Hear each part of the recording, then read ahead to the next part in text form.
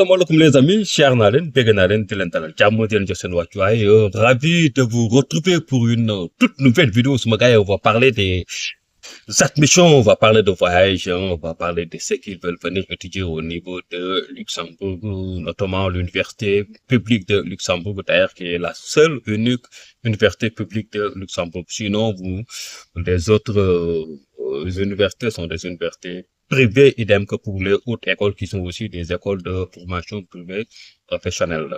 Du coup, suma gars yi yéen ñi nga xamante ni yéen a bëgg a ñëw jàngi Luxembourg, la plupart des gens me disent que non, Luxembourg la lu tax seen programme yi c'est en anglais, et cetera, et cetera. C'est-à-dire anglais bi moo jaaxal Sénégalais yi concernant li nga xamante ne moom mooy les études au niveau de l'université de Luxembourg. Mais c'est normal, lu waral loolu mooy la plupart des programmes d'études au niveau de l'université de Luxembourg, les cours se font en anglais et en français.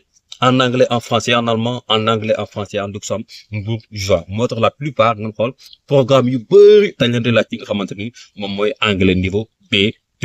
Du coup kon yow mi nga xamante ne da nga nekk Sénégal balaa ngay def sa demande d'admission, assure-toi d'avoir un bon niveau d'anglais, surtout li nga xamante ne moom mooy le B2. Et c'est impossible sax parce que boo présenté wu li nga xamante ne moom mooy test d'anglais bi duñ la jox une admission gannaaw bi nga defee li nga xamante ne moom mooy équivalent de diplôme ba pare. Parce que yéen ñi bëgg a postuler licence, yéen ñi bëgg a postuler bachelor, il faut obligatoirement parlant nga présenter li nga xamante ni moom mooy seen équivalent de diplôme ba pare. Et équivalent diplôme c'est le diplôme de bac qui sera équivalent, d'où la nécessité d'avoir une moyenne de 11, 12, 13 jëm kaw quoi. C'est ça que je vous conseille quoi. Du coup suma gars yi loolu moo waral li nga xamante ne moom mooy anglais bi nga xamante ne dañ leen koy laaj pour yéen ñi nga xamante ne nga bëgg a def demande d'admission au niveau de Luxembourg. Boo xoolee licence bachelor ñi bëgg a def informatique am na anglais, comptabilité am na anglais, finance am na anglais, nu mu tudd économie am na anglais, gestion am na anglais,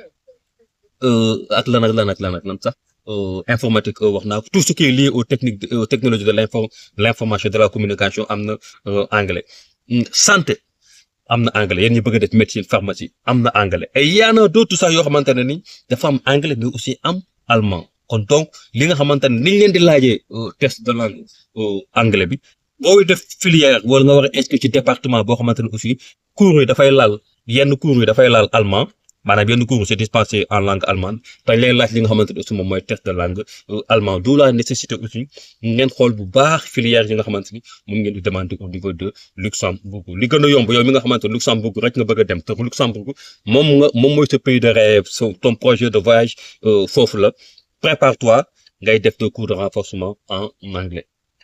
Parce que affaire yi bul bàyyi ba am bac rek nga ne li ngay def dès l'instant que yow commencé nga yaa ngi def seconde rek am nga BFEM rek yow war bu fekkante ne da nga projeté après le bac pour ñëw jàngi si bitim réew moo xam Luxembourg la wala beneen dëkk la. Yow dès l'instant que commencé nga école ubbi na yaa ngi def seconde rek da nga war a commencer préparer li nga xamante ne ni moom mooy sa projet de voyage. Luxembourg nga bëgg a ñëw jàngi wala beneen dëkk boo xamante ni dafay laaj un bon niveau d'anglais, maa ngi def seconde naa dem di def des cours de renforcement boo ko temps bi mais en anglais. Su ko defee su ma wàccee dem def samay cours de renforcement en anglais. Sénégal bëgg naa école yu dispenser des cours de langue anglaise, même bu dee 2 fois par jour, 2 fois par semaine ou 3 fois par semaine ngay dem wala week-end ngay dem jàng su fekkante ne ni yaa na les week-ends wala à distance nga koy def. Su ko defee yow seconde, première ba terminale 3 ans moom boo ko jàngee anglais moom boo ko booleeg sa programme d'enseignement général ak anglais bi ngay jàng au niveau au lycée, so waay tu vas avoir un bon niveau d'anglais. Su ko defee yow boo amee sa bac rek mu leer la ne am nga sa bac da ngay dem def li nga xamante mooy le test